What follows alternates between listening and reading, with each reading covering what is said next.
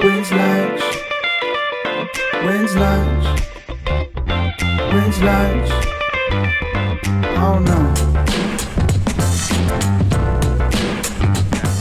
Welcome back to When's Lunch, everybody. My name is Spencer. I'm the number one host of this podcast.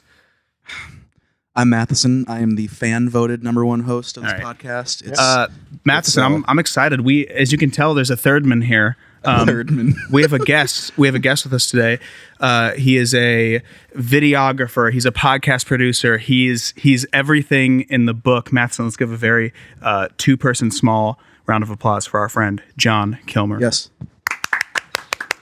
Thanks, guys. John, how you doing, dude? I'm good, man. It's good to see you. Good to see you too, man. This is exciting. We're very glad to have you. I've been talking to you about this for a couple weeks. Just excited to have you on. I feel like you have such a wide knowledge of so many different things. You do a lot of stuff. Yep, I'm a learner. You're a learner. Yeah. I first became aware of you through the artist formerly known as Mike Stud, who's Thanks for throwing that in. Formerly known. who's just Mike now. Yeah. Awesome.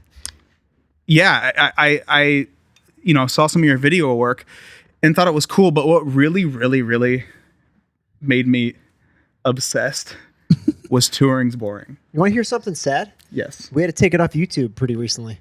All of it? Way. Yeah, all of it. Why? This was out of my control, obviously. It came from upstairs. Right. Jesus. Yeah, exactly. That was shall not torn. No, it's with Mike Stud changing to Mike, obviously it's coming with a few strings attached. Right. Mike's signing his first deal. I can't really disclose with who yet. But with that, it comes like a whole brand change. Right. He was very, when he came out, and for years he was very branded as frat rap.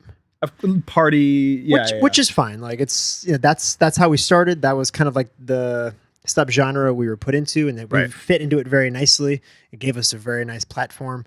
I do believe I'm the person who invented frat rap. We'll get into that later. But I would love to. with us all kind of growing old now into our 30s, and Old men. Mike starting this new genre of his music, Mm-hmm. and we're just in a whole new climate now. You know what I mean? Like if you watch Touring's Boring, for those listening who never heard of Touring's Boring, to give it a little context, it was pretty much just like we were kind of YouTubers before YouTubers. We were kind of documenting our lives on tour. And this is when we were playing in front of 300 people, 400 people, up until we were touring in front of thousands of people. So it kind of captured our life on the road. It was a little bit of a mockumentary where we kind of poked fun at ourselves. It was kind of like The Office, but it was also kind of like just all like the mishaps and the ratchetness that happens on the tour bus. Ratchet's a great word too. I think it was a big party, man. And I remember I became obsessed. I saw it on YouTube, and then I just watched all of them in a row. It was one of the first vlogs I remember seeing years ago. Yeah, vlog is the right word for it. Yeah. Truly. It was a vlog kind of, you're right, before there were 1,000 vloggers. Mm-hmm. It started in 2012, I believe. Were you producing all the episodes and stuff? Yeah, it kind of came about very organically. I mean, right when Mike started touring, I was his main videographer, and we didn't really have a platform or an idea of how we were going to showcase all of it online. And we kind of just started doing these. It all started in Ithaca, New York in 2012, and random town. And we were just starting out. We were playing in like a shitty bar. Everything was going wrong. Our DJ was our tour manager. There was 4 or 5 of us that traveled in the Sprinter van from city to city. Oh, we know that life. And everything was going wrong. Our DJ, who was our tour manager, got wasted and didn't get the check at the end of the night. Oof. He lost the car keys. I've seen this episode. Yeah, it's the very first episode. Yeah, and everything's happening wrong. The next morning, I just started interviewing people. I'm like, "Hey, Mike, how do you think last night went?" And he was like, "Oh yeah, last night we crushed it." Our DJ is our tour manager. He's very responsible. And then when we started editing it together, with the sarcasticness of, and we're like, oh wait, we can kind of make fun of ourselves because it's awesome. So it started as a joke from your perspective. You were just jokingly interviewing them, and we just kept stepping it up more and more and more. We got to the point where after tours, we would make these like fake mockumentary docuseries about what our lives were like off tour. And we did it 3 years in a row, and we kept making it more and more ridiculous. That's so fun, And like, man. and That's people like- and people loved it. It was like nothing that anyone was doing really in the music realm, anyways. Yeah, totally. I mean, I think fans love to see that too. I feel like maybe, with your guys' brand, it was very much a culture. So I feel like with that added, they feel like they know who you are. Exactly. A lot. That's true with anyone who does vlogs or in the Right. the YouTube world. They feel like they know you because like you're just really putting your fucking self out in a platter. Right. And like you see that now in our beer pong tournament, which we can get into later. But we had the No, we need to talk about this. we had the Nuck Boys, and they're very famous YouTubers. Oh yeah. And like you wouldn't believe how intense their fans are. Just send it all the way. Like just send it. Love their fans love the Nuck Boys. They brought the biggest audience every night. Their fans are just Wow. completely obsessed with them, and like they very much remind us of ourselves like 5-6 years ago. Can I just ask? Did I see this right? Was Johnny Sins in the tournament? Was that adult film star, top Yes. adult film star, probably the number One of the- one male? Johnny Sins. Was he in it? No, he wasn't in it. So I saw a video somewhere. so part of our That was a different thing. to give the listeners context, we during this quarantine we thought it'd be a fun idea to do a virtual beer pong celebrity tournament, Nice. which is a mouthful, but essentially it's celebrities who will play beer pong against each other on Instagram Live, merging together. And I know it sounds weird. Oh. It's hard to kind of envision it, but We'll split screens. split screen and like they're playing it from their own home, so they're playing essentially Yeah. no one in person, but That makes sense. they're playing other people. So anyways, that's how we set it up. We kind of threw it all together. It ended up being You guys got some big names. it ended up being a Yeah, it lot was bigger than great. we thought it was going to be. We had a lot of big athletes. We had Travis Kelce from the Chiefs, Johnny Manziel, Nice. the Kane Brown. Nelk Boys, Kane Brown, Mhm. Machine Gun Kelly. Couple pitchers, right? We had Rob Gronkowski. I mean the list goes on. It's- Would you like to share with us who won the entire tournament? We won the tournament. Okay. Okay. Just wanted to make sure we know. Interesting. We won Suspicious. we won our own tournament. And everyone was fucking pissed. Were they really? Anyone that wasn't a Mike fan was like, "Yo, of course the guys who started it won the tournament." But he's notoriously good at beer pong, right? That's why we The did, best. That's why we did it, because we take the game very seriously. But to Right. answer your Johnny Sins question, Johnny Sins, he's a bald-headed white dude porn star. You've seen him. Yeah, if you've seen him. You've seen him for sure. You've been on the internet. He's been in the game for at least 15 years, so like you've seen him. My idea I was in charge of all the content for this contest. So my idea for marketing the contest or marketing the tournament was to use Cameo. You know that Oh app? yeah. Cameo. Oh my god, that's a great idea. Yeah, so like Cameo, if you've never heard of it, it's super simple. It's like a celebrity shout out. Yeah, celebrities thing. are on there, and like they have a price tag on like how much you need to pay them to give you any type of shout out under the sun. $50. It's different for everyone. So I like think I've seen this. So you can it's like for like a lot of birthday things, right? Yes. So, people use it for that, but I'm like, Yeah. I'm going to use it to promote the Bellina Cup. That's what we call the tournament, the Bellina I'm not Cup. gonna lie to you. I have 50 emails in my inbox right now from a couple people at Cameo that I have not responded to. Oh, you on there? I'm not. I think they want to get me on. Yeah. Oh, yeah. I mean, I don't think there's any shame in getting on Cameo. There's Yeah. no shame for sure. I've actually thought about it, and then when this quarantine happened, I felt bad about doing it because I want to like donate, and I don't know. right. But I got it. maybe someday. So you use Cameo. We use Cameo to reach promote. out to a bunch of people to give shout outs to the Bellina Cup to help promote it. Johnny's really good. That's a really Johnny good one. Sins was the wild card. Everyone was a little like hesitant about that one. I'm like, dudes, I'll post it on my page. Don't worry about it. It was a huge It's hit. funny. It was a huge hit though. And he had like a funny bit. He's like, if you don't watch the Bellina Cup, I'm gonna come fuck your girlfriend. Yeah. That was me. I scripted that for him. That's really good. But the other cameos we got, because I just like whenever I have a budget to do stuff like this, like I just go nuts. So like, Oh, yeah. I got Johnny Sins, which was like the wild card. Some of the more popular ones, we got Thad Castle from Blue Mountain State. Oh, I don't know yeah. if you guys seen that. Oh, show. I have yeah, seen of Blue Mountain course. State, yeah. The Rise of Fat. Alan Richardson, I believe his name is. He's on there, and immediately I'm like, oh, this would be perfect. Nice. So as Thad Castle, he gave like this awesome shout out to the Bellina Cup. Oh, perfect. We got a a YouTuber, an older YouTuber named Shoenice. Have you guys heard of him? Yeah, he's the guy that eats all the stuff or drinks all the stuff. He right? like drinks bottles of liquor at once and like eats weird stuff. Yeah. We've been fans of him for years. Right. And he was on Cameo for like $8 or something. Oh, hell yeah. $8. So I'm like, Shoenice, you're in, dude. Here's $8. Have a shout out. His standards have to be so low in general because the Yeah. damage he's done to his body, where he'll drink like an entire Yeah. liter of Fireball. Please, if you've never heard of Shoenice, it's exactly how it sounds. It's one word, Shoenice. Just look up YouTube it. It's worth the watch. You'll go down a rabbit hole. yeah. He drinks dude. an entire bottle of Fireball? There's a lot of Everything. discrepancy on whether or not it's real, and I have no idea. It's real. It's 1,000,000%. There you go. One of Dude, his he's got a.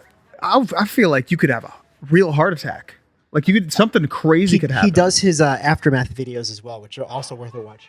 just like crazy So stomach problems. His most famous video is he smashes a bottle of Absolute in 8 seconds, like a regular sized bottle of Absolute, and I literally couldn't imagine. I couldn't he imagine. films himself afterwards too, and he posts those of like an hour of him just like chilling, talking to the camera after he does these Is he challenges. just like, He's built for it, man. I mean, His liver, he has to have 2 livers maybe. Just Yeah. liver replacement every month. yeah. So, anyways, Great cameo. the choice, cameos though. were fun. The cameos were fun. We These also are good. I feel like you have a specific knowledge of people like that, and it works. yeah. The event was a success. It was fun. Yeah, it looked awesome, man. You guys got You huge guys were press for donating it? the proceeds, right? As well. Yeah, we're it was a $500 buy-in for all the participants minimum. So I assume they'll donate more, most of them. Nice. And it was 16 people, so do the math. We'll probably get like $10,000 plus dollars. Great. Probably more. Honestly, it'll probably be a lot more. I feel like if you win the Super Bowl, you'll Yeah, I mean, donate 10 yourself. athletes are generally pretty well off. So Yeah, super generous and nice. Mike's like a little hesitant now because he has to collect everyone's money, and it's like After he won. it's like, hey, remember, like, I kicked your ass. Hey, dude. You still got to pay the money. Hey, remember when you lost? It was Venmo me. So yeah, I mean, it was fun. It was for charity. We got a lot of brands involved. That's awesome, man. Yeah, it was a good. Good for What you was guys. that press look that you got? Like New York Post or something? New York Post. They posted it before we even started it or announced it because Marcus Stroman, who's a good buddy of Mike's, he's a pitcher for the Mets now, Right. and he's just like he gets posted in the press when he fucking farts. So Yeah, he walks, yeah. he tweeted Mike saying like, "Hey, I'll do your tournament," and then like it immediately was a story in New York Post. That's awesome. Mike just did a story with LA Times, I believe. That's crazy. Mike just did a story with LA Times now that the tournament's over and just kind of talked about it and everything. So that's going to come out soon as well. Dude. That's It's a really good idea. legendary. I mean, I've seen literally no one do that. So that's I think it that's might have awesome. been the most watched beer pong tournament ever. Like literally probably of all time. It was. Yeah. I mean, they had. There's celebrities in it. It wasn't just like Yeah. there's probably been like a really ratchet one on ESPN like 6 or something. Yeah, they have a beer pong league that. Yeah, it's on like But, on like, the Ocho. Ocho. Hey, there we go. But there's so many big names, like I feel like that brought it. Like I remember I was watching, I watched a couple, but I watched Mike and Kane Brown, and of course I watched you body slam a table at the end. We'll get into that. Yeah. But I remember looking and there was like 17,000 people watching, and I was like, that's wild Yeah. for one game. 17,000. It was crazy. Our biggest one was. Well, I mean that was live watching, by the way. So Yeah. I'm sure at the end it was like 120,000. Well, no, it depended who was participating, Right. but because it was Instagram Live, so people are hopping on based on who follows who. Right. But the biggest game was round 1, Machine Gun Kelly versus the Nut Boys, and it was Oh, I bet. 70,000 people, 70. Yeah, which is, I mean, it's great. Just that's like a football insane. stadium. It's, the Rose Bowl. Is That's what the I Rose compared Bowl. it to. Watching. Just a table in the middle of the Rose Bowl. Yeah, That'd have been great. yeah. So I mean, it was definitely widely watched. The social media, like having those accounts, made me feel bad about my own social media accounts because like I was running those accounts as well, and we got verified after like 3 days, and I mean we were getting like upwards of like 700,000 weekly page visits on our Instagram page. Well, it's interesting, man. It's like such a cool thing. I It is think a cool thing. I think it's like, and what better time to do it during this? It was like, it's something that you could do all year round, but this is legit the perfect time. I Where think it makes everybody's- more sense during quarantine. I mean, especially of with course. the celebrity aspect of it, because I mean, Celebrity can't do anything. the athletes have nothing to do. Like Yeah. their seasons are completely squashed. They can't even go work out. I know. I feel so bad. Like especially a lot of our buddies are MLB players, and like they're supposed to be, playing right now. The season's supposed to start. Just right started now. like last week. Yeah, right? opening day was like a week ago. So I mean, it's such a bummer. You know, I a huge bummer. can't. I mean, I had a show canceled by it. That was such a bummer. But you know, But you should be grateful. I mean, their whole tour's canceled. You know? Right. I have friends. Billie Eilish had 2 shows, and then the rest, her 79 Yeah. shows, are canceled. Yeah, my buddy Modson, his Right. whole tour canceled. Like He in particular worked really hard on like promoting that tour too. Mhm. Modson's really dope. Have you heard of stuff? Yeah. Mhm. Yeah, it's really cool. It's- great human being too. Yeah, he is. He's happy. He's very like Yeah, sunshine guy. he was on our podcast. I recommend anyone to watch that because I mean he was battling with some rough stuff with just like substance abuse and stuff like that, and he's been sober for a long time. Awesome. And at the time of the podcast, he was like 100 and something days sober. I imagine. Oh, wow. a lot higher now, but Yeah, right. yeah. I mean, he's a tremendous human being, and he's battled some tough stuff, and he's like just stayed positive throughout all of it. John is one of the hosts and producer, right? Of Yeah. You never know. You know what I mean? Mhm. The YNK podcast. Yeah. Yeah. That's actually that's why I reached out to you. I believe on Instagram was I was familiar with the like touring's boring, and I'd like seen your stuff, and I was like, all right, dope, cool. And I think I even like followed you too, and then I started listening to the podcast. My favorite podcast, there are no new episodes, so I was like, let's find a new podcast. And I just I think I happened to see an Instagram post. I was like, let's just try it, and I was hooked. I've listened to every episode since, and I think I DM'd you. I was like, dude, your podcast is awesome. Let's grab coffee. Thanks, man. Yeah, no, Yeah, the podcast is fun. Actually, it came at like a really perfect time about 10 months ago, especially for me because, especially with Mike going through this transformation of from Mike Stud to Mike, and he's been working on his album for like 2 years at this point. And you know, it kind of gave me almost nothing to do in the Mike realm. You know, Right? You're not touring as much. You're not shooting videos. yeah, we haven't toured. We haven't toured in a year and 4 months. Does that Maybe. kill you? Yeah, it stinks, and you know when he's not making new music, there's no music videos. So like, I had like some tremendous downtime where it's not always bad, but you want to wake up and have purpose every day. So Sure.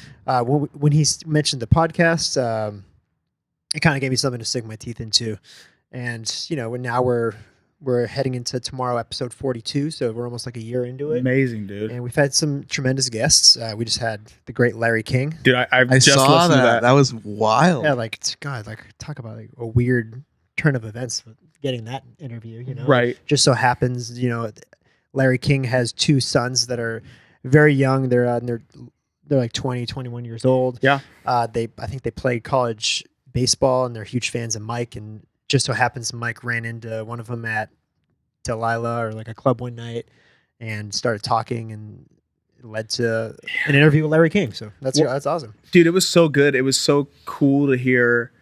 Everybody just knows who he is, but like he has such a great New York accent, and his voice. I mean, clearly that's like why he's been in the air for so long. But it was a beautiful like. He doesn't give a shit either. He doesn't give a shit. It's awesome. He doesn't. Yeah, I mean, he had a stroke last year. Yeah, dude. He's in a wheelchair now, and It's crazy how when I heard that, I was like, what the fuck? He sounds and thinks Wild. so sharply, Yeah. Yeah, and he's 80. What? 86, I believe. And they 86. say he's conducted over 60,000 interviews. Oh, that makes me want to throw up all over the place. On episode 60,000. Oh, Yeah, and just a bit of inspiration. Like he said that he probably wouldn't have gotten into radio if he didn't run into like a buddy on Fifth Avenue one day in New York, who like recommended that he start doing radio. I believe down in Miami was where he started his career, and I mean that conversation he said kind of changed the path of his life. So that's so crazy, man. Those like little tiny things really do. that same thing happened with Dr. Seuss. I just read. We feature that on our podcast. I probably heard that. I forget his real name. I'm going to botch it, but I mean he was a failed author, and he went from publisher to publisher, and like everyone thought his book sucked. He probably got like 60 rejections on his book, until one day he's walking down the street in New York City, and he runs into like an old buddy of his who just happens to be working in like a publishing house, and he's like, oh, you're trying to shop your book? Come upstairs, like let's go take a look at it.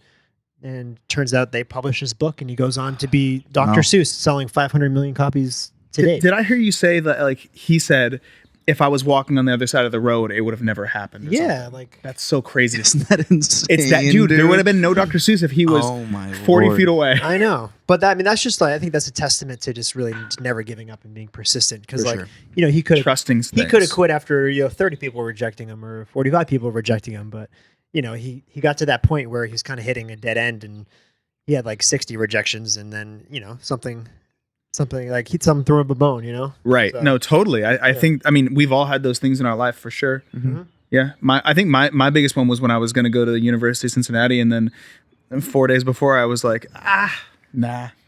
And it's the best decision I ever made. What changed your mind?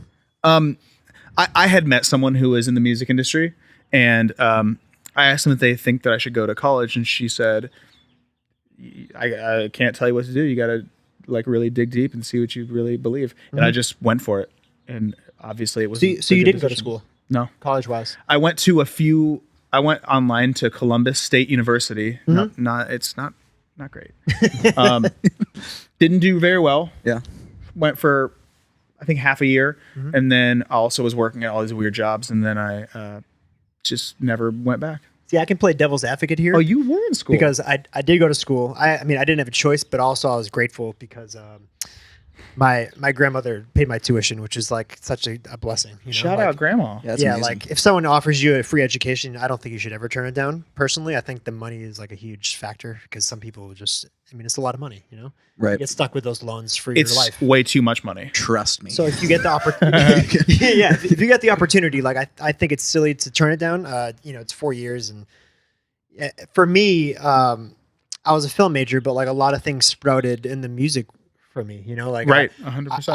I was producing music since I was 18 or 19 years old, and having like a platform like a college, you can find like-minded people your age who like the same things, and that can lead to some stuff, you know? So for me, by the time I was 22, like you could go and say like, I could have been further along if I never went to school, but like I got introduced to some very like-minded people that really gave me a platform for when I got out of school. And I mean, that's how I started working with people like Mike. Because And this is where frat rap comes into, right? oh yeah, that's This is where the evolution of great frat rap. great segue, by the way. So Well, I it's, you know. got into music production because I started making music myself, which I was kind of like a little Dicky before a little Dicky. Great. I was very influenced by Lonely Island, Andy dude. Samberg. yes. Funny music is the best, dude. Yeah, I mean that was my platform. I loved rapping, but like I was never serious about it, and like I would make joke songs. My biggest jump off, and the song that started frat rap, in my opinion, remember the song "I'm on a Boat"? Yeah. Of course. I'm on a boat with T-Pain. Yeah. 100%. We play it all the time. 3 days later, my Irish name at the time, J Kill, Great. J Dash Kill. Very, very natural. My song, I'm in a frat.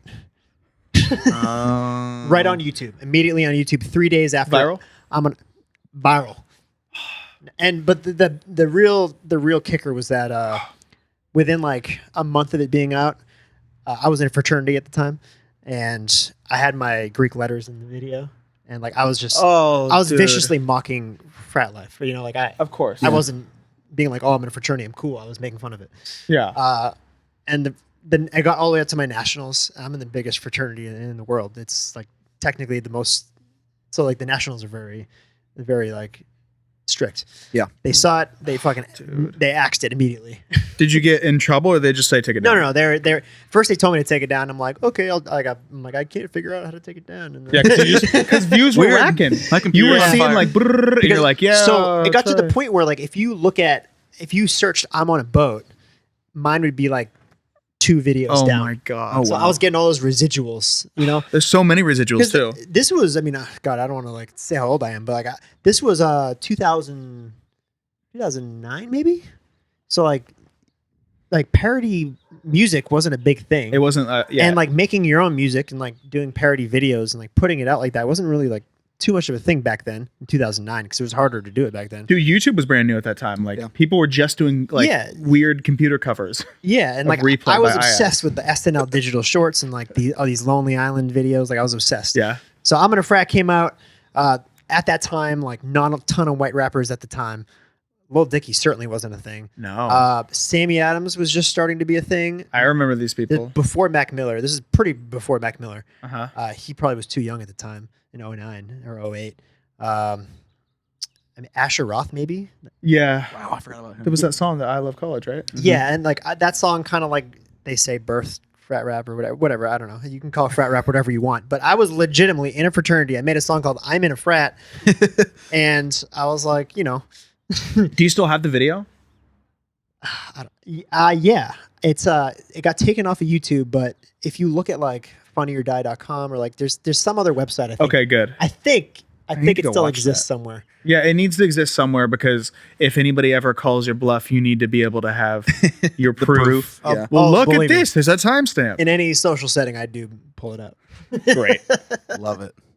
Yeah, I do love that. That's so fucking Yeah, funny. but man. that was a fun time for making music back then because I mean now I feel like back then, maybe too, maybe I'm wrong, I don't know, but I feel like there was a lot less pressure as well. It was, I don't remember that well, like as I wasn't in the industry yet. So I just remember it being like almost like just people having more fun. And I feel like now there's so many more artists in the game, so many more. and you're comparing yourself to more people.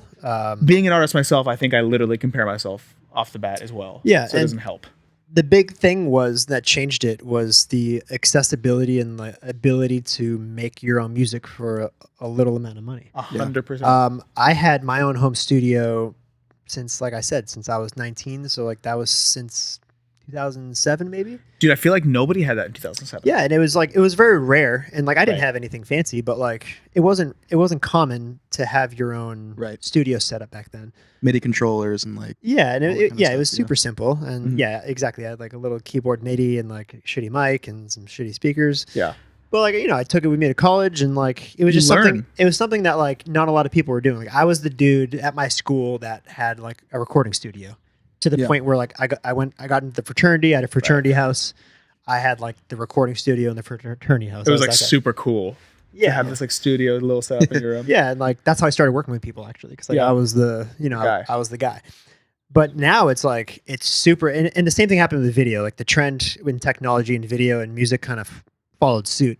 It just became like so cheap to get cheap like 4K quality video stuff. Yeah. It became so cheap to get like pretty good audio equipment to record yourself. So 100%. now that kind of birthed more artists, and it just became so easy to get your music on Apple and Spotify. So Well, dude, it's like, yeah, I mean, everybody always talks about this, but a label's great. I love being with my record label. Mm-hmm. On the other hand, if you're a certain kind of artist, you don't really need to have a record label to put out. I mean, you never have to have a record label to put out songs, that's true.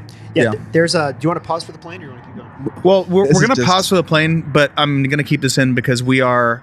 It's just a reminder that we're the exclusive and only podcast done on a balcony, and I'm proud. I'm proud of that. rigorously researched. Yeah. That there's no other podcast. I'm going to start a on competing podcast called Balcony Boys, with one person, which is me. balcony boys. I remember like Lonely Island, like looking forward whenever the next Lonely Island video was going to come man. out. Like that was Oh, and there They was were no just like you didn't know when it was coming. Like Yeah, they weren't you like, had no yeah, idea. 7 days till our next drop. Did you guys? This is kind of a non sequitur, but did you guys see the new Justin Timberlake Hot Ones interview? I just at all? watched a piece of it. I didn't see haven't the whole seen thing. it. He talks about Dick in a Box, like how they made that for SNL. I think that song won a Grammy Oh my lord! It might have. an Emmy or something. Like, I just want you to know, I for Halloween last year, me and Maddie were Dick in a Box. it's the best. It's it's- the best costume in the planet. Oh, it was It's- great. We won. A You should watch it contest. because the story. I don't want to take away from the interview, but the story is really wild because SNL wanted to cut it. They were just like, Too, you like, can't inappropriate? do- It's a little racy, yeah. you were like, I don't know if you can like sing about Dick in a Box. I think it won a or Grammy. not. And I love that. I love that so much. It's the ir- funniest Grammy win of all time. the irony of the situation was that it was Justin Timberlake who really fought for it. Yeah, we need this fact check looked Yeah, up. no, yeah, keep for going. sure. I'll look it up. No, it's just I Justin would have Timberlake I would have over- expected Andy Me Samberg too. or like any of those guys to be like, no, this is hilarious. Like we need to do it. And they were, I guess, I don't know if they were on the team of cutting it. I'm sure they weren't. But point being is that it was Justin Timberlake saying like, hey, I love that. we like need to keep this in because this is really, really funny. That's so funny that And- he would do that too. Yeah. Like And- the artist, like the guy from NSYNC wanted to keep that in, Well, and that was. which is the best. I mean, he was obviously Also, huge shout at out the to time. NSYNC. It won an Emmy Award for Outstanding Original Music and Lyrics in 2007. So it won an Emmy. What's that award called when you win like 3 EGOT? EGOT? Yeah. Yep. It's on track. It's the dream. 1 out of 4. Yeah, It's my dick in a we're gonna- box. It's so good. It's a catchy song. That's my go-to karaoke song as well. Oh, great. Akon and Lonely Island is I Just Had Sex, right? Yep. That's a good one. I mean, they have countless hits. And The three-way song is great. oh, dude, it's With all Lady good. Gaga? Mother Yeah, Lover. Lady Gaga. Mother Lover. Oh, Mother Lover. Susan Sarandon. Yeah. I could Dude. sing all these songs. They're just so fucking Yeah, good. it's all, and they're all catchy too. It's like not just like funny song. Did any of you guys catch the most recent Lonely Island installation on Netflix where they do like a musical about? I didn't see it. The Oakland A's or something. Yeah, it's like as Mark McGuire and Jose Canseco, and it's kind of like a musical / like string of music videos that they made I never as those watched it. characters. Is it good? It's one of those things where you watch and you're like, oh, like if someone gives me an enormous budget and I can do whatever I want with it, like what's the most ridiculous thing I can do? You know, they were just like, let's just like, they're like we can do anything. Like they, they have the track record where they can do anything. yeah, So exactly. I think they're like, what's like the most ridiculous thing that we? So they made like What's the most deep cut thing? they're like, let's make a musical of like Mark McGuire and Jose Canseco. I love that. And you're watching it for a half hour. You're just like, what the fuck am I watching? Like, what? It's incredible. I don't even know if it's still on Netflix, but it's I need really to fun. find Yeah, that I think immediately. anything they do goes viral, so it's kind of I love Hot Rod. It's so Hot Rod's one of my incredibly favorite movies. stupid, Right. and it's hilarious every time. Andy Samberg, one of his first films. Yep. Might be his first film. Who else is in it? I was before Bill Hader was really that famous. Dude, it was Bill Hader And what's his face? Oh, Will Arnett, isn't it? No, the other guy Plays plays the dad? Eastbound and Down. Kenny Powers. yeah, him.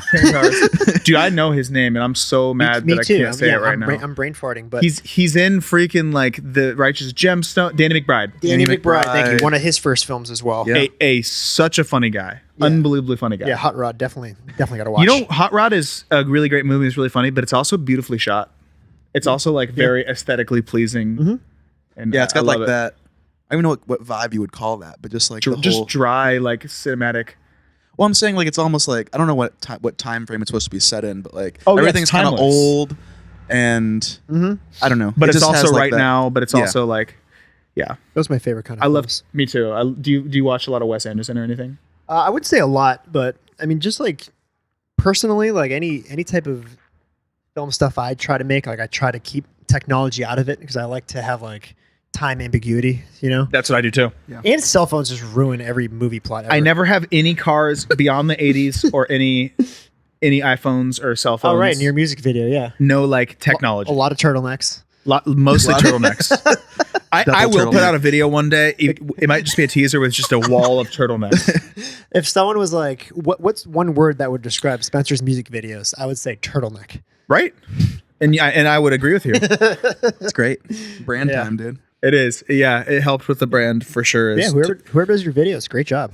Thanks, dude. Are we allowed to talk about touring's boring now that it's? Oh yeah, of course, yeah. Okay, I didn't know if that was Honestly, it's my life's off work. so- brand. because when we've admittingly so we've watched probably all of them together. Well, And- so I think that like me and my videographer had watched them. Yeah. And then I think my videographer had shared them with Matheson. Yeah. And then we were over here actually. Mhm. Talking about how bad we wanted to go on tour, and I was like, "What? Like, let's like watch some of our like tour vlogs." Yeah. And we watched them, and then we just kind of like transitioned over to watching Touring's Boring, and we watched them on AirPlay on our TV, probably for like 2 hours. Well, and yeah, it's so fucking entertaining. It's so good. Well, and it's And Matheson's jealous at all the moments where there's just like 1 trillion girls, absolutely. and he always turns to me and shakes. Well, and that's his what I was head. gonna say, and this is not negative towards anyone whatsoever, but we don't tour that way. Like, and Most people don't. I again, not like in a bad way, but we just have to go to the next city like immediately. Well, okay. And, So we haven't like- had a bus yet. Yeah, That is really the real thing, right. But we were kind of doing that stuff when we were on the Sprinter wave too. right? I'm such a little baby with my voice though, because I sing so high and like Yeah, I have to be so careful with my voice.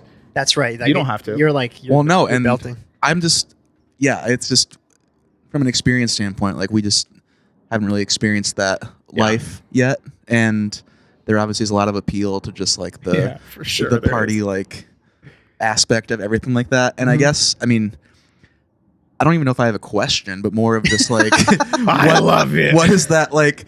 Like, was there ever a point where you realized, like, did you ever have like a take a step back moment, like, Or was this it, life or was is it too insane, or? Um, Because sorry, Yeah. but there's like one of the vlogs I remember seeing trying to think. where you went off on your own and you're like in this mysterious apartment, like drinking with dudes you don't know because you were with just like, with like frat guys yeah, or and like like college guys? I think you like tweeted out like, "Hey, who wants to party?" And you just like, yeah, that was actually that was last tour like a year and a half ago, Mhm. and like I was like 29 at this point, so like I wasn't a young kid. Yeah. If anything, like we've stayed the same on tour, but we've just logistically become like a little more responsible, I guess. Right. Yeah. Things are taken more seriously, but the partying kind of stays the same. Dude, I love that though. I really love not growing up in some aspects. Yeah. Yeah, I so never will. one thing we never really did was like, which we did on this last tour, was we didn't really like put Touring's Boring into social media. Like Touring's Boring never had its own social media accounts until a year and a half ago, which I think is kind of crazy if you think about it. Wow. Yeah. Because when we started, Instagram was like just being invented when we started, and Twitter had only been around for about 3 years. Yeah, Twitter was like the thing. Like, So like people weren't really putting a ton of content out there like that. Uh-huh. So we never did it until a year and a half ago. So last Touring's Boring season, if you can call it that, is just all on our handles on Instagram and Twitter.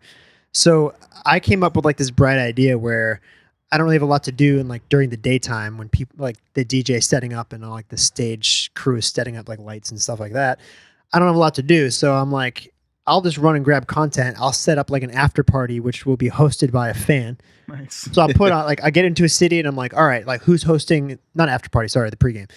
I get into a city. I'm like, who's hosting the pregame? A fan will be like, I'll host it, and I'm like, cool. What's your address? Nice. So I'll show up to the address hours before the show. I'll tweet out the address, and I'll be like, here's the pregame. Everyone roll up. oh, Some cities was bigger than others. I love that idea. Some cities, like, it's so funny. Like, some cities, I believe, like, it was, where was it? I want to say it was like South Dakota or something.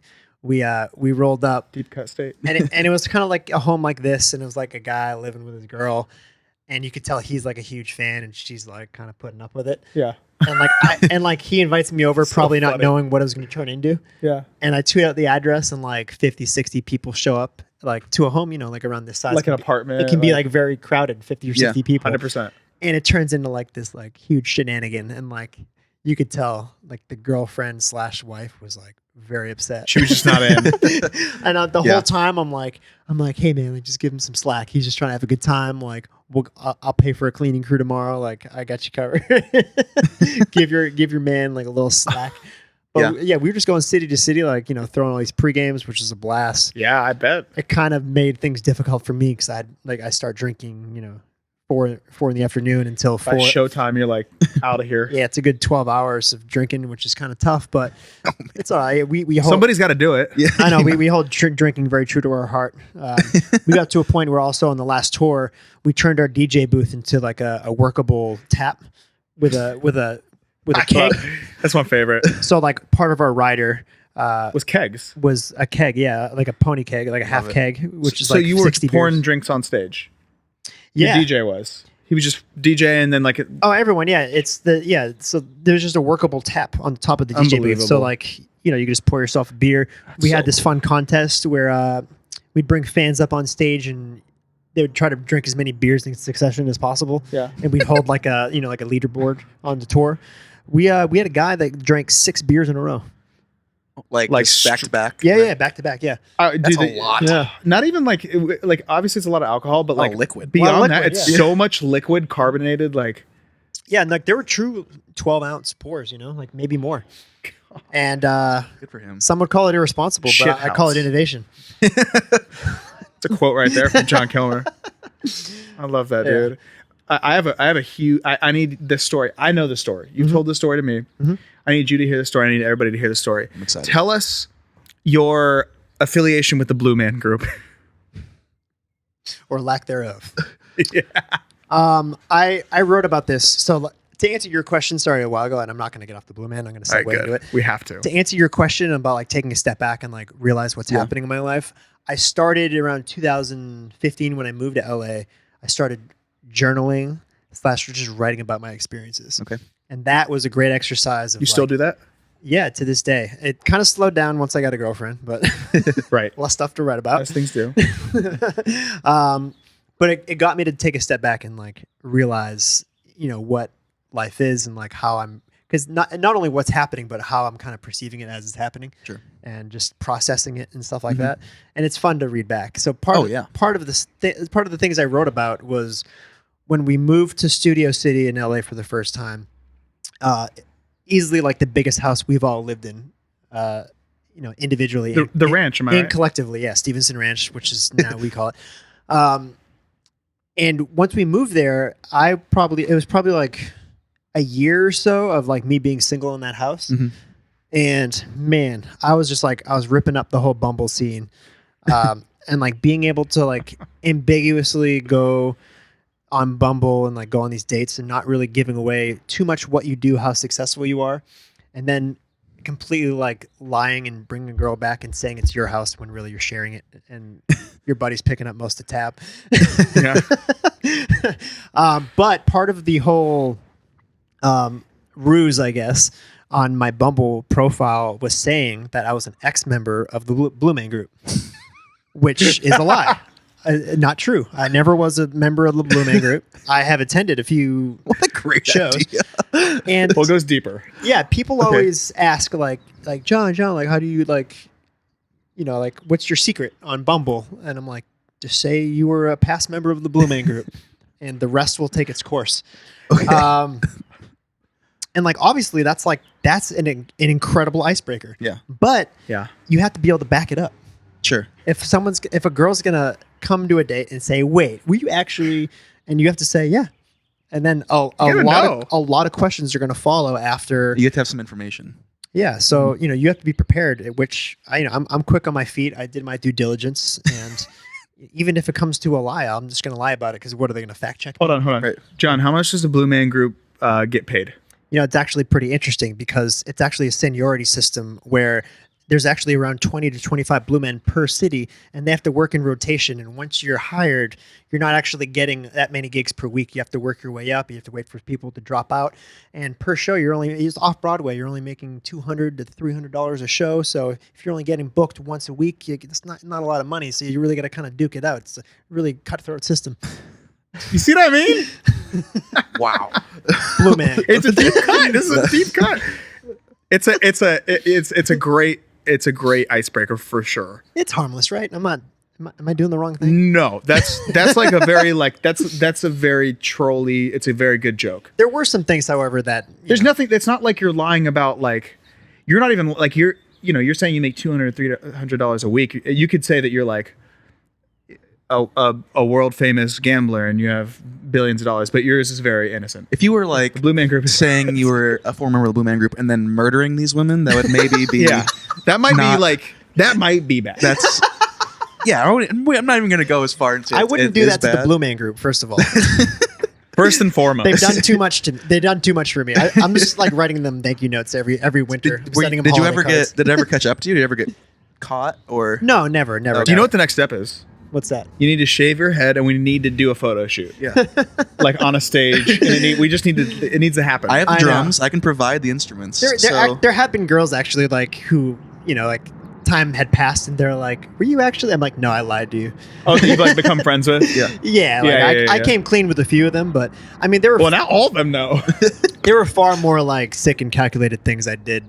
Like We all have, man. on my Bumble dates that were worse than the Blue Man Group. Yeah, Blue Man Group is hilarious. It's a great story. And now I know you have a girlfriend, but if you didn't, then the story of pretending you were in a Blue Man Group to people is now your new icebreaker, Yeah. which is great. Yeah. Well, for a while now, not anymore, but I met my girlfriend because she actually she had come to a lot of concerts in the past, and I was just friends with her friend group, and whenever we went to Iowa, she had, She's from Iowa. yeah, she had a great friend group, like 4 or 5 people, and they'd always come out to the shows every year, and they were just really cool people. So I had known her for a while before we started dating, but actually like I think I did once I hit probably the age of like 27, 28, I just started blatantly lying about my age on tour. People would ask, they're like, how old are you? I'd say like 2 or 3 years less without a doubt every time. I don't know why. It's just a thing people do, I guess. Maybe I was self-conscious about being in my late 20s, entering my 30s. I don't know. But it got to the point where like before we were dating, but when I started like seeing my now girlfriend This is gone. for like like a couple months, maybe like a month or two, like she referenced something about my age, and I'm like, wait, how old do you think I am? She's like 27, right? I'm like, okay, here's the thing. I'm actually 29. Here's the thing. Was she shocked? Yeah, I mean, not mad because it was too early in the But relationship. it's weird because you start dating this person and then you don't even know their age. yeah, it's like, who are Right. you? I'm like, wait. She's like, what else are you lying about? Well, the Blue Man Group thing. What else are you lying about? I'm a felon. They're looking for me right now. Yeah. I try to be more truthful now in my life. I have one more touring is boring question. Okay. But we are obsessed. I love it, dude. I'm obsessed with it. It's honestly is my life's work. It's good. It's This a good is life. it's actually a work. pretty serious question, and because it was such a wild party, and just like, and obviously just watching it third person, it just seems like this insane thing.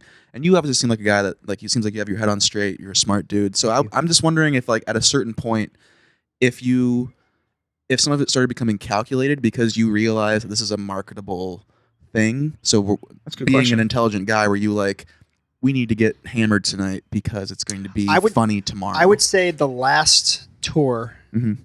was calculated. Yeah. Because I was older and like I was thinking about stuff like that. Yeah. Before that, I was too young and drunk to calculate anything. Yeah. You know, it was calculated. But you were still smart enough to film. It was you know? calculated after the fact when we were I see. doing like these little, what are they called? Not kind of interviews, confessionals, I Talking guess. head thing. Confessional. Yeah, and like we'd do them after the fact. Like Yeah. we would review the footage of like what drunken me got that night, and we'd be like, how can we turn this into a story? Mhm. And then we would do like funny interviews, and we'd kind of arc it into a story.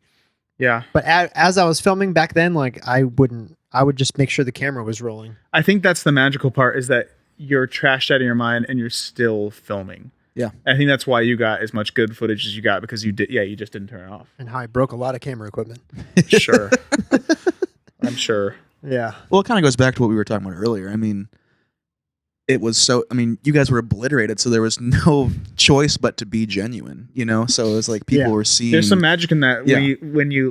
I think there's some cool stuff about calculating it and like knowing what you're doing, but also like especially when you're that age and you're just doing it, you're right. It's so genuine. Well, there's nothing I'm not like saying that being calculated is bad. I was saying that from a positive standpoint. Right, Like, I mean, you were yeah. smart enough to realize that this is a marketable thing. And it was humbling. Like no one was trying to be cool. You know, Right, like yeah. if something embarrassing happened to you, great. It's featured on the next Touring Yeah. Board. We're gonna highlight it, and we're For sure. we're gonna tear it into the ground. Yeah, yeah. It was fun years though. Best job I ever had.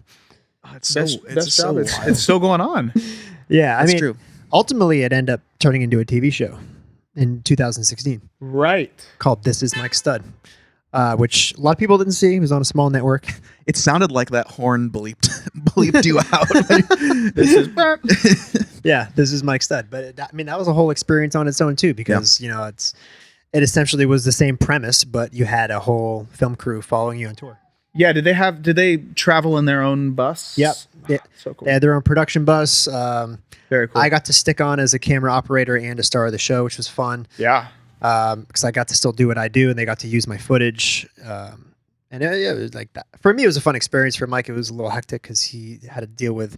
I mean, he was dating a new girl at the time, and she was touring with us, so he had to deal with like a girlfriend on tour and a TV Right. crew on tour. It was probably hell for him Well, it's hard too, because being on tour is work enough. You never you can't sleep enough. if you're the one performing, especially Exactly. When getting sleep is like your number one job. when like the tour is your name. Yeah. Like, yeah. If you're me, it's like you can fuck off a little bit. right. You know? Right. That's what he does. He fucks off a lot. Yeah. No, I do not. I'm kidding. Yeah. Yeah. So, you know, but the TV show is fun. It's still, I actually got like a pretty high rating on imdb.com. I got like an 8 out of 10 or something, which is, hilarious because like I see it and I just see us being idiots. But it was very well done, and like a lot of reality TV and it can be skewed and it can be fake in a lot of ways. I think that show is super genuine. That show was we made sure it was genuine, and the reason we did it with a smaller network, it was on Esquire Network, which is no longer a network. It was but it's like a sister network of NBC, and we signed with that network because they just gave us all freedom, pretty much creative control as far as what gets put on TV. Yeah, because I feel like that show could have also sat on MTV. Well, we could have done it. We could have done it with MTV too. That was around the time Mac Miller had his reality TV show. Yeah, but I could see them. I have no idea, but I could see them being pretty strict with like. Yeah, you don't get creation. creative control with reality TV. Like it's not a thing. Right. So the fact that we got that, which is why we did it, because Yeah, for sure. Mike Stud could have easily been Jersey Shore, and his music career could have essentially just been ruined. You know. Yeah, I could have feel been known that. as that. Oh, that's true. He would have never Yeah. been taken seriously ever again. So we ended up getting a show that was authentic. It was funny. It was us. At the time, I was the only single guy in the crew, I think, when the show was shot. So a lot of interesting things of me on there. I watched it with my parents, which I soon regretted. A lot of And- motorboating, it seems. yeah, like intro credit motorboat. Yeah. But it was a fun show. It's called This Is Mike Stud. It's on iTunes. You can rent it. Again, I highly suggest you watch it. It's a very enjoyable watch. Whether you're in the touring industry or not, it's a fun watch. Yeah. God, all that kind of stuff. We were talking about this other, like, I guess it was kind of a couple weeks ago, but literally just like those movies, like Superbad and like different movies like that. I just immediately, I'm like, I'm ready Project to hang. X. And I party just and want to go. stuff. I like want to go party every time I Yeah. watch Superbad or like the new Motley Crue movie, The Dirt. oh, dude, I wanted to go party I'm so like, bad. I'm like, I need to do heroin so Yeah, bad. it's gonna be awesome. I need a drug addiction immediately. That movie does. Oh God, this could be a whole nother podcast, but that movie just did not do the book justice. You're a huge Motley Crue. You're a huge hard rock fan, right? Like you're a Journey fan. It's sort of Journey, but I'm more so rock autobiographies and memoirs got me into reading. So I've read just like all the great rock autobiographies. Have you read the Anthony Kiedis one? I did, yeah, Scar Tissue. That's a really good one, right? Yep, I highly recommend that one. Yeah, I've read a little bit of The that. Dirt is like, I just like The Dirt because it's very reminiscent of just kind of us, me and my buddies touring. You know, it's Totally. kind of just like, especially when we were younger. I think when Motley Crue was popping off, they were like in their 20, 21. They were very, Tommy Lee was a madman. yeah, I mean, they're kids and they turn into millionaires. And, I really I get it. I liked the Netflix movie, The Dirt. Mm-hmm. I never read the book, but I could see how it wouldn't do it justice. I feel like maybe part of it was, and I thought, by the way, MGK killed it. I thought he was so dope as an actor. I was so surprised. I didn't know it was him. He did good. The movie overall was like a little bit cheesy, but It's a little Netflix. I get they wanted to make it mainstream. Like I get it. It makes sense. That's fine. Like I want more people to watch it than less people to watch it because it's just an important story. and, I didn't know any of that before I watched it. and like not to spoil it too much, but like, you know, in the intro credits, a girl squirts across the room, which is how the book starts. And like Right. after that, I remember being like, after that, I'm like, all right, you have my blessing. Like if you were going to put the girl squirting in the opening credits, you would not have my blessing, but you have my blessing. you have my blessing. But the book just is like, from start to finish, it's just like a tremendous story, and fitting it into an hour and a half movie just is not possible. So they skipped a lot of stuff. The story wasn't like 100% accurate. It should have probably been like a series on HBO or Right. It or could have been like a Showtime or 6 something. episode. Even thing. longer. It could have been, it could have been like a very long series, and it could have been done a little more artistically and cooler and edgier. But they did it, and a lot of people watched it. It's good to get it out there in the world. And Motley Crue then came out saying that they're going to go on tour now, which I have tickets to. Very psyched. When is And, that? Next year? They're it doesn't start till the summer, so I'm hoping it doesn't get postponed or canceled. But the tickets I have are it's in the new Rams Stadium for September, so I think that'll be a go. I think September is going to be totally cool. Yeah, I think it'll be fun. Yeah. I think you're going to be rocking. in And they're September. touring, but the fact that they can sell out a stadium tour, I mean, they're doing like 2 nights at Fenway Park in Boston Hell yeah. for Motley Crue. Like they haven't been on tour in like 5-6 years. And How many people is Fenway? It's a baseball crowd. It's 30,000. Yeah, at 30, least 40,000. 30,000. So like, Probably 40. but being able to like, you know, not tour for in a long time, not be a band, like, For 20 years, 15 years? yeah, I mean, they haven't put music out in forever, and you know, they're kind of lumped in with all these other hair metal bands. and the fact that they can put this movie out and it just makes them so relevant again and go on this huge tour. It's I think it's fantastic. It says something about their catalog and them as like rock stars. That, yeah, like, no, like that. They are the quintessential rock stars, and like I'll go on record saying that they created the rock star culture that we know today. Right. I'm not going to Yeah, say they I would agree they with were that. the first rock stars, but they created the rock star culture of like having tattoos, having big like long hair, groupies, drugs, alcohol, drugs, up addiction, late. partying. Like they invented that Right. in the early 80s. Like that's why they're important. That's why they've that's why I'm such a fan of them, and that's why their book is so great. So I suggest you read The Dirt. I know I made a lot of suggestions on this podcast. I'm pandering, but it's No, it's great. The Dirt. Oh my god! Like, Dude, when I hear people like suggest stuff on podcasts, I always go at least check it out. Trailer on YouTube or yeah, whatever it is. It's just so entertaining, and It is. It's a. I personally loved the movie, but Yeah. I want to read the book now because I think it'll be a good read. yeah, Well, especially like And that chills. story. Just talking about it. I yeah. love that, dude. That's how I get it every time I mention Elvis's name. I get very. This is how someone got me into reading again, because The Dirt was like what broke me into reading. I hated fucking reading. I never read books. Yeah, I still can't. And I would say like 4 or 5 years ago, probably 5 years ago, I was going to have you guys heard of Steel Panther, the band? Yeah, dude. No. Steel Panther's amazing. They're like they're a parody Hair metal. hair metal band, which sounds ridiculous. but they sell like 1,000 tickets. Yeah, they're huge touring act. They've been around since like they signed to Republic like 10 years ago. It's just super parody. It's pretty good. Yeah, Good for them. They're an incredible concert. So I was at my brother and I. We always go to Steel Panther concerts, and we're going with some of my brother's Perfect business name. associates. And my brother's business associate was like, "Have you ever read The Dirt?" I'm like, "No." And he's like, "Do you want to know what the first paragraph of The Dirt is?" And I'm like, "Sure." And he had it memorized, so he started saying the first paragraph of The Dirt, and it ends with a girl spraying her cum across the room, which is paragraph 1, page 1 of The Dirt. Right. So if anyone's gonna hook me on reading, that's the way to do It's it. something as outrageous as that. So needless to say, the book was read 2 weeks later, and I'm like, I gotta read. I was like, if that was heroin, like I needed my next fix. I'm like, what's the next one? So that's when I got into the Anthony Kiedis book. I got into the Keith Richards book. Oh, dude, yeah. I got into Diamond Dave. What's his name? Dave from Van Halen. Dave. Oh, yeah. I can't remember his I last know who name. you're talking about. Anyways, lead singer of Van Halen. You know what would hook me in? If I'm reading a book, last paragraph, Johnny Sins does this. Yeah, there's just so many good rock autobiographies. I just like There's a good Jimi Hendrix one, Ozzy right? Osbourne. Oh my god, his book is fantastic. Just finished that Oh, one. right. Yeah, I just finished Slash's book. Slash's book is fantastic. Yeah, they're always bestsellers too. They do so well. Well, that age of music is like has such like a romantic It does. aura to it. Just like you said, the Motley Crue. Like everything you said is like There are no cell phones. there just is that Yeah, no rock tech- and roll fucking No like, technology. Let's just do it. The drugs and- more pure. Yeah, cocaine got you higher. Right.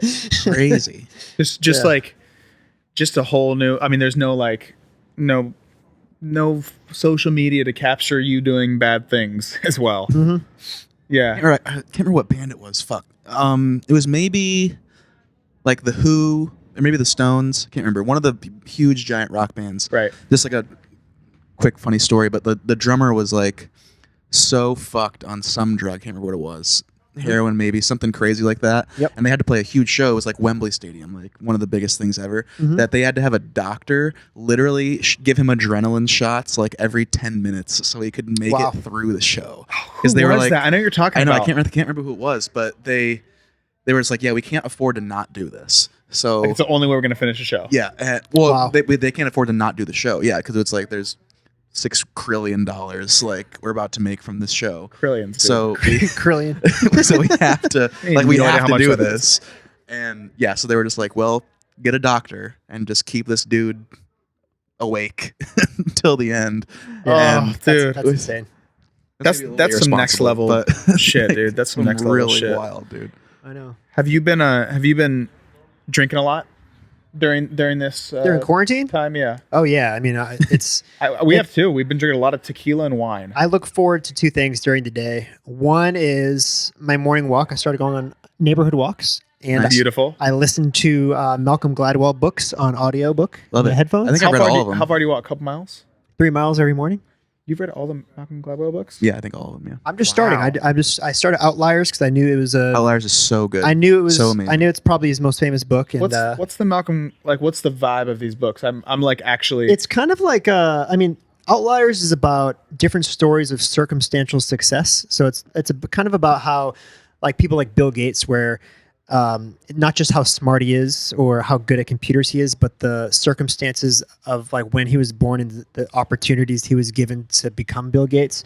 And there's a million stories like that, but that's why they call it Outliers, because it's like the outliers in which these people became who they are based on these circumstances. You would love it because it's all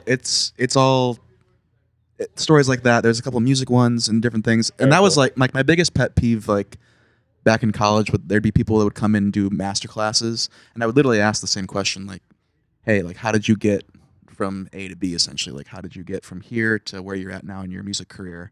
And they would never give like any sort of tangible answer. Just be like, "Yeah, I practiced, and then I was famous." And I'm like, that wasn't helpful, literally at all. Yeah, I mean, and some people don't even realize how they're outliers. Right, And- exactly. And to comment on him, they talked about the Beatles. Yeah.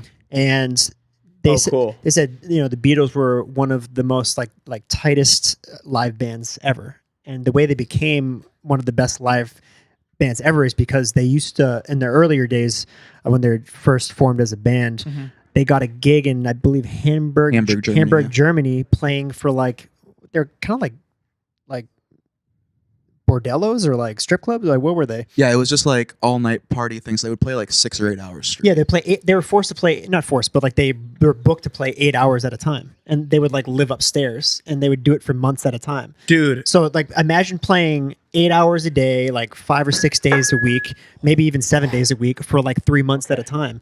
You know, like think of all the practice you're getting. this reminds me of when I played restaurants in Ohio when I was in high school and out of high school. I'd play 4.5 hour sets. Yeah. And that's why I'm so good at memorizing lyrics to like any cover that I do. Yeah. Instantly I know it because I sang every song. Well, that's where like the whole 10,000 hours thing is. Dude, I did 10,000 hours in Senor Patrons in Pickerington, Ohio.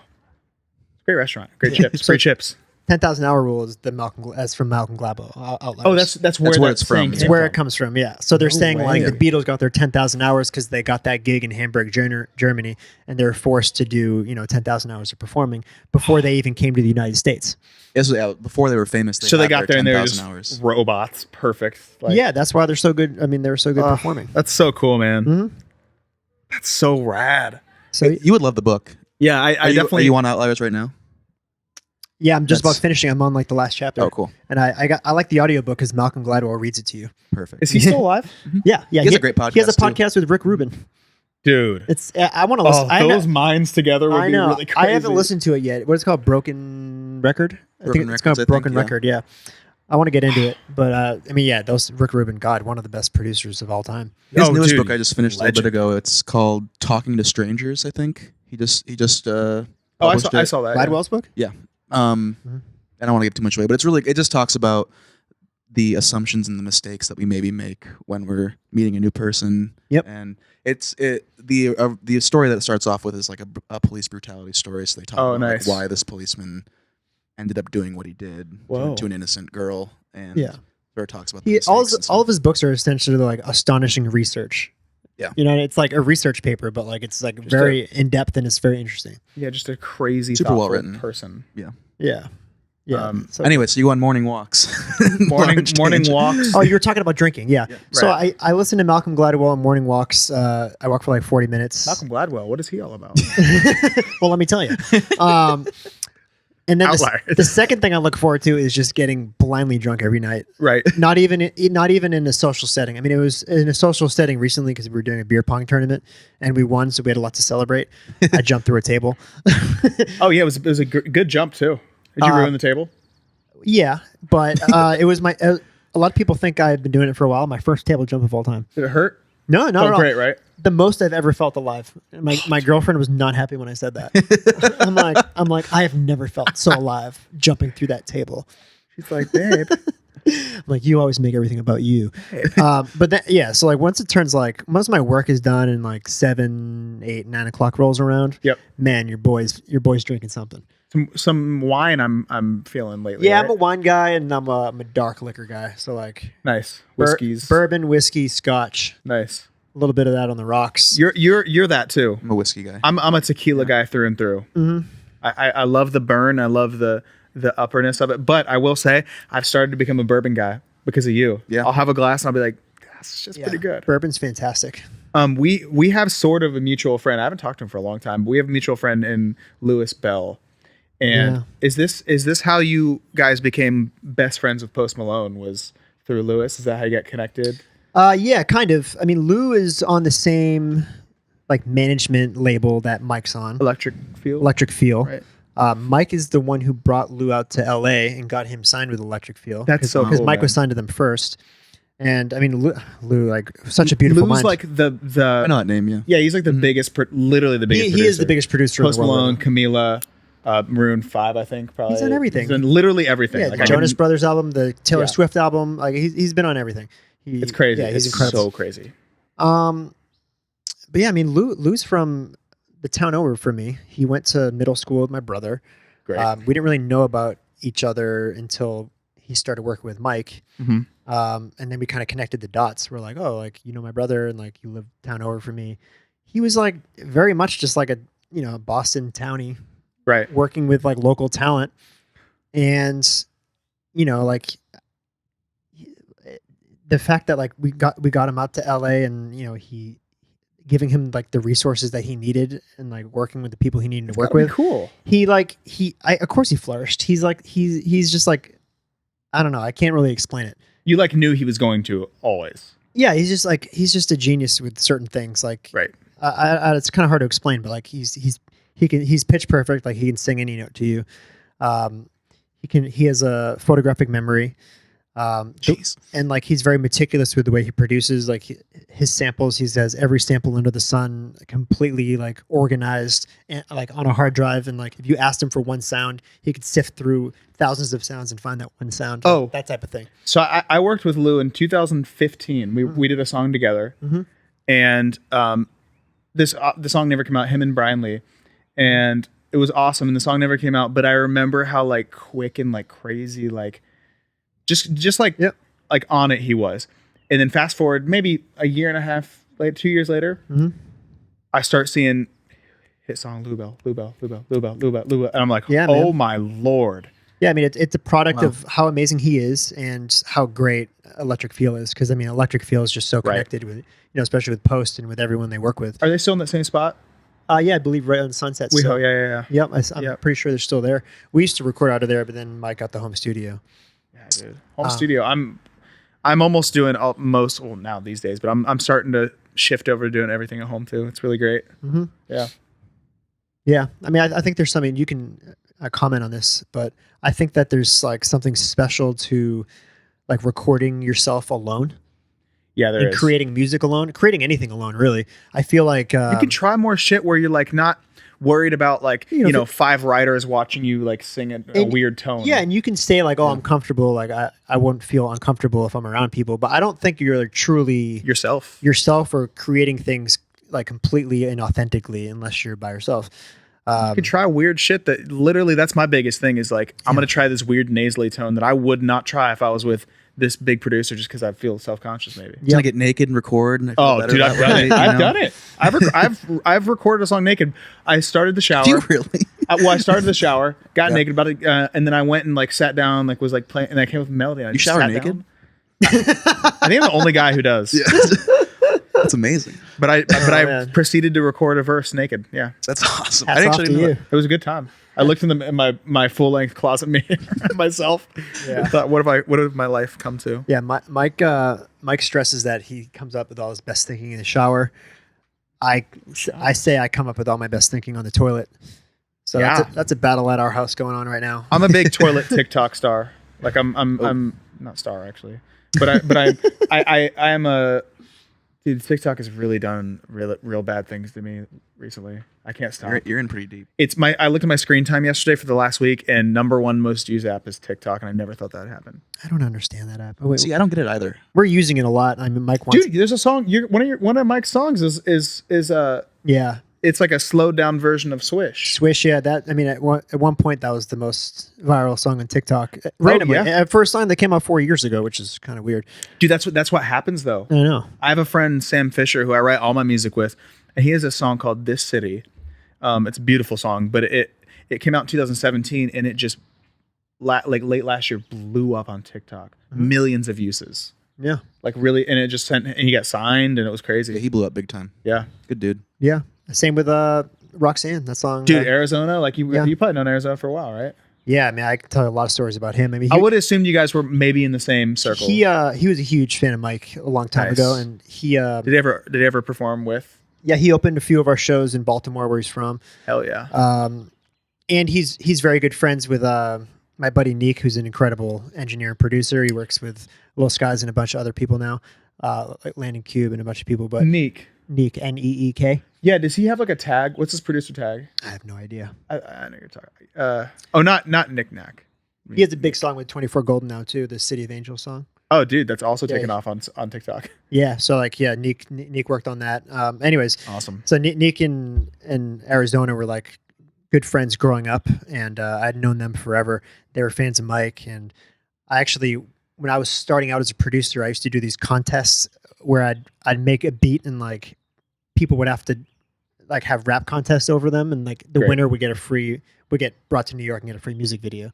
Hell yeah. So wow. Arizona actually won the first or second one ever, I think. You did a video for him? And yeah, he came to New York. Him and Neek and a couple other people came to New York, and he won a free music video, which is no longer on YouTube because back then, Everything of his went off. back then Arizona was a little putty, he had a little baby fat.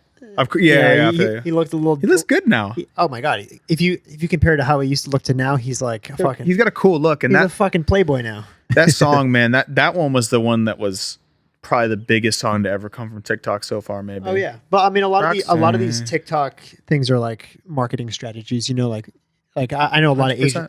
I know a lot of agencies that you can pay them and like they'll disperse it through a bunch of. I mean, we've done it a few times as well, especially I'm for doing like, the same thing. Yeah. for like Mike's song These Days, and then once Swish started to take off, like organically, we started like, we started to pump money into it just because to give it more and Companies more that life. have all these influencers and creators that'll Yeah. throw your song in a video Mhm. or whatever. Yeah, it's a good tool. But it's funny, man. Like it's funny watching people like Jason Derulo and like Lizzo do Mike's song. On Bro, TikTok. it's amazing. It's got to be a trip. Especially dude. Derulo. I was a huge Derulo fan. I was a huge Derulo fan. Jason Derulo. Too good. Beluga Heights. Yeah, crazy. I love J.R. Beluga Rodham. Heights. J.R. Rodham is like one of my favorite producers. JR is really awesome. J.R. Oh, dude, that's just It's a legendary immediately high tag. school. Just Oh, some what that- you say? Yeah, dude. Yeah. Did JR do na na na na every day? Yeah, replay. Replay. Stuff on Yep. replay. Ayaz. Replay. Yep. My friend wrote that song. Really? August Rigo. It was August. It was a bit. He literally will. He said he just gets random checks from like the Eagles or like Shit. the Texans, like just random. They use it for the replays? They just use it all the time in the stadium. It's like one of Yeah. those, and it's like I love that song. $301 from the Eagles, just randomly. I love that song. Dude, it's one of my favorites. Shoddy's like a melody in my head. I wish you could still use Shoddy in a song. You can. There was a time, dude. yeah. There was a time. 10 years, we've gone. We're at a very different place 10 years ago. I think Sean Kingston can still say it and get away with it. Right. Yeah, because he's The king Jamaican, of the number one. He's got the one hit wonders, dude. I think Flow Too Rider sad. was the king of the one-hit wonders. Yeah, but he's had like a lot two. of Didn't he one-hit have like wonders. two hit? No, not one-hit wonders. Sorry. Yeah, he was the king of like the singles. He would never Yeah. put an album out. He would only put out. Oh yeah, he put out. It was funny. I was actually looking at stuff the other day. In his last album he put out is literally 8 singles. It's just all bangers. Yep. Might as well. Oh, too good. dude. It was so good. Big Flow Rider guy. We have one more question for you, John. Okay. One word to describe your mood today. God, I want to say horny so bad. You can. I'm not. No, I won't. I'm more creative than that. Now you know where his mind is. Serendipitous. Probably From horny to serendipitous. probably the best one word on our podcast so far. Serendipitous. It's a really great word. What Yeah. about yours? I'm gonna go with productive again. I've used that before. You but used it pretty much every time. I had a good day today. Mine is relaxed. I was at a very Ooh, there you go. relaxing day Very because nice. when I know that we have something, when I know that we have a podcast, in these weird times, it gives me sort of a structure. So I was able to work out, go to the grocery store, just like have a real schedule for once, which I miss. And it gives you a reason to shower. Jeez, Hopefully. you're That's so a true. It gives us a reason to. I mean, yeah, first shower in weeks, dude. It's been crazy. Like when we Feel great. naked too. You shower naked. I was naked Yeah. today. when you texted me today, you're like 5:30 still cool, and I'm like, yeah. And then I turned the shower on. I'm like, it's gonna be a good day. Dude, right? Like, You got something to do today. gonna be a good We one were just talking today. about that inside. Like, if I film 2 TikToks, I'll sit on the couch at night and be like, it's been a productive ass day. God, I hate it. I If you do 100 push-ups, you're like, I'm fucking. I feel good Today I'm shredded. Have you felt that at all? Like I know we already did our classic last question, but we'll ask another question, I guess. But we were just talking about this earlier, and I just feel like there's this level of mediocrity where that's like the new standard almost. Yeah, Where- if you get something done in these days, it's great. And that's like the exact like I practice drums like every day. I try to do that a lot. But if I do it like for an hour, I'll feel like so good about myself now. Or if I'll run a mile, I'll feel so great. When before the level was- has diminished. yeah, A lot. it could also just be the California mentality, maybe. It Just could be. smoking all day. I mean, I was in New York City before this, and I can tell you, like, Oh, dude. I was. I mean, even maybe the way I was raised with like the whole Northeastern mentality. It's like if I'm not Cold and mad.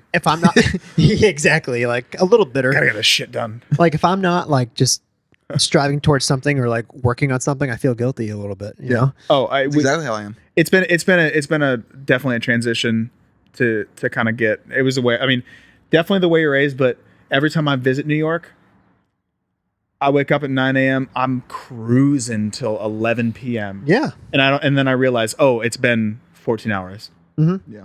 Sick. Yeah. And then you're done. And like as a freelancer, like it's, you feel guilty if you're not putting everything you Right, have yeah, right. towards, and I can never give myself a break. I have to force myself to be like, no, I'm not going to work on anything. I'm just going to like watch a little bit of Hulu, a little Pornhub, like chill out. Pornhub Premium free. Johnny Sins. Watch a little Johnny Sims. Pornhub Premium was free on Valentine's Day. They do it every Valentine's Is Day. it free still because of this quarantine? I don't know. I don't think so. Oh. If anything, I think Okay. their stock is rising. They're getting more people to pay for Pornhub Premium because everyone's stuck home. JohnnySins.com. Not a sponsor, Not a be. sponsor. but for Cameo, go check out Johnny Sins on Cameo. Too good. I guess we're gonna both ask you. Our podcast is called When's Lunch. We're gonna both ask you when's lunch, and then we'd love for you to reply with "You tell us." Matheson, 1, 2, 3. When's lunch? You tell us. Jon Kilmer, thank you so much, dude. When's lunch? When's lunch? When's lunch? I don't know.